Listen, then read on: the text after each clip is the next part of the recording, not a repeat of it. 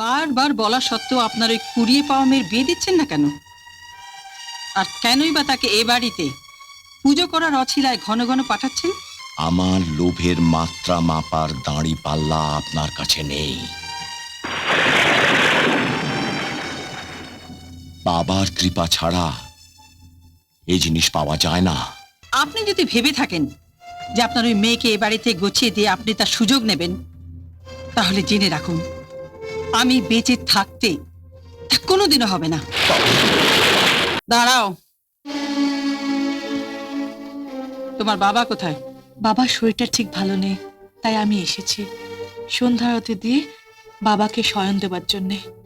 শরীর খারাপ না? তুমি নিজে তাকে আসতে দাওনি? শোনো, রাস্তার আস্তাকুরের মেয়ে হয়ে যদি রাজভোগ খাওয়ার স্বপ্ন দেখো, তাহলে তোমার সে স্বপ্ন আমি ভেঙে চুরে তছনছ করে দেবো। এসব আপনি কি বলছেন? আমি কিছুই বুঝতে পারছি না। বুঝতে পারছো না? না না বোঝার ভান করে সবকিছু লুকোতে চাইছো? সরকার মশাই, আগে আপনি এই মুহূর্তে ওকে মন্দির ছেড়ে চলে যেতে বলুন। আমি চাই না যে রাস্তার একটা কুড়িয়ে পাওয়া মেয়ে যার জাতের ঠিক নেই, তার স্পর্শে আমাদের গৃহদেবতার মূর্তি অপবিত্র হয়। বাবা খাচ্ছিল তাঁতি তাঁত বুনে, কাল হলো তার এড়ে গরু কিনে।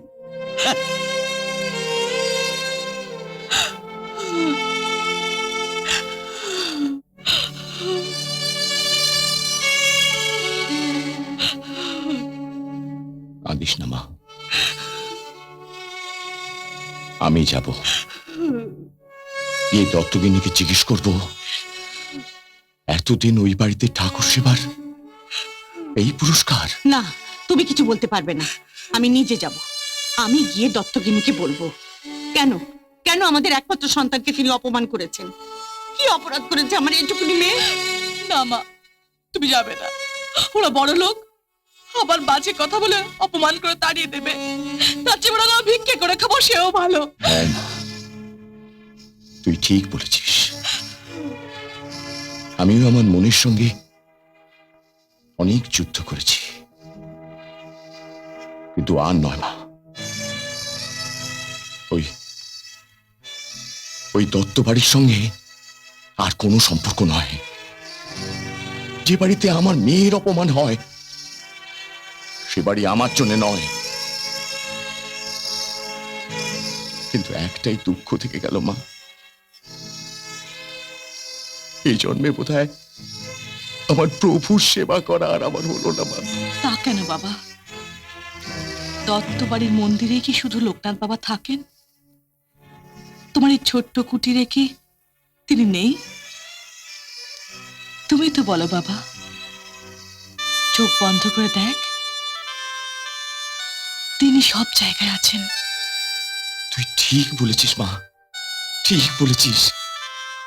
যাই, ওই মন্দিরে বিরাজমান প্রভুকে একবার না বাবা, তুমি আর ওখানে যাবে না। একবার মা, শুধু একবার। দেখ মা, যে হাত দিয়ে আমি রোজ প্রভুর সেবা করেছি, আজ তাকে ছেড়ে আসতে আমার মনটা কাঁদবে না মা। আমি তোকে কথা দিচ্ছি মা, আমি আমি বুকে পাথর চাপা দিয়ে চলে আসবো। শুধু একবার মা, আমার প্রভুকে একবার প্রণাম করে আসতে দে মা। দাঁড়ান ঠাকুর মশাই,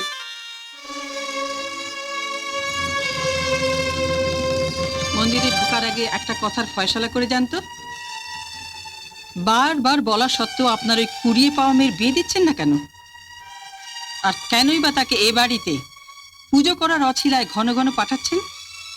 আপনার মতলবটা কি বলতে পারেন? আজ এত বছর আমাকে দেখছেন, এর পরেও আজ আমাকে পরীক্ষা দিতে হবে?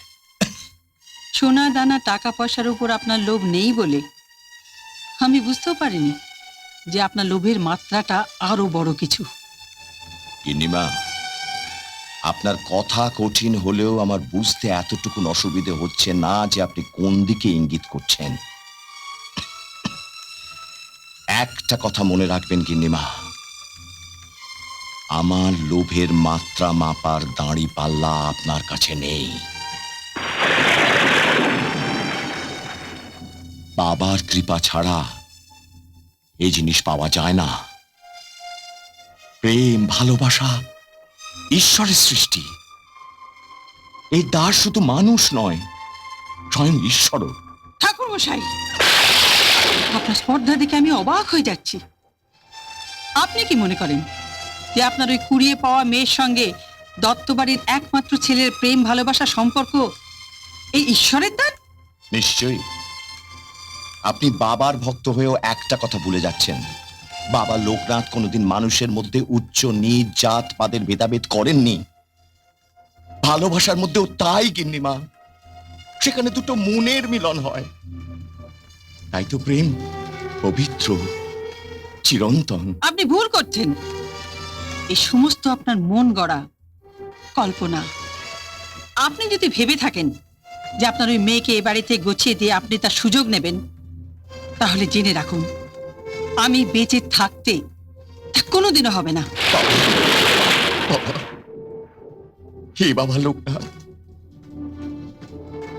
গিন্নিমা, আজ আপনি আমার উপর এত রেগে আছেন যে আমার সব কথাই আপনার তেতো লাগবে। কোনো কথাই বিশ্বাস করবেন না। বিশ্বাস আপনাকে? আমি অনেক আগে গিন্নিমাকে বলেছিলাম যে আপনার ভালো মানুষের সুযোগ নিয়ে কিন্তু এই ঠাকুর মশাই একটা কাল নাগিনীকে অন্দরে ঢোকাবার চেষ্টা করছে। যান, বেরিয়ে যান এখান থেকে।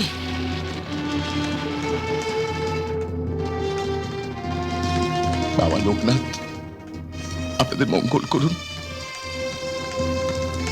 বাবা, দাঁড়ান, ওদি কোথায় যাচ্ছে? ওদি কোথায় যাচ্ছেন? আমার বাবাকে একবার শেষবারের মতো প্রণাম করতে না। পারেন না? এবারে গৃহদেবতাকে নমস্কার করে আর আমাদের অমঙ্গল আপনি বাড়াবেন না। আপনি এখন আসতে পারেন।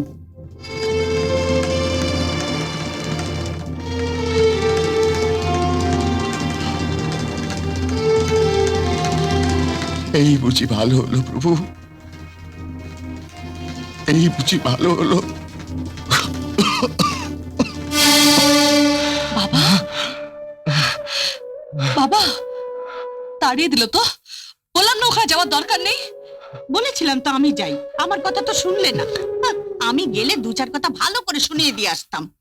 বড় লোক বলে ছেড়ে দেবো নাকি? কিন্তু আমার প্রভুর জন্মদিন পালন করব কোথায়, কি করে? কেন? এবার আমাদের বাড়িতে হবে। হ্যাঁ বাবা, দেখো আমাদের এই ভাঙা ঘরে চাঁদের আলোয় ঠাকুর ঠিক আসবেন।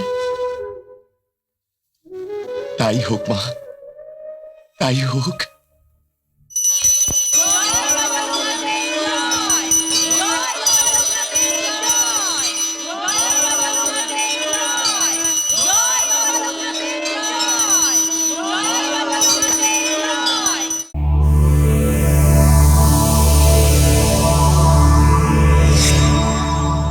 এরকম আরো অনেক সিনেমা দেখতে হলে ডাউনলোড করুন ক্লিক অ্যাপ।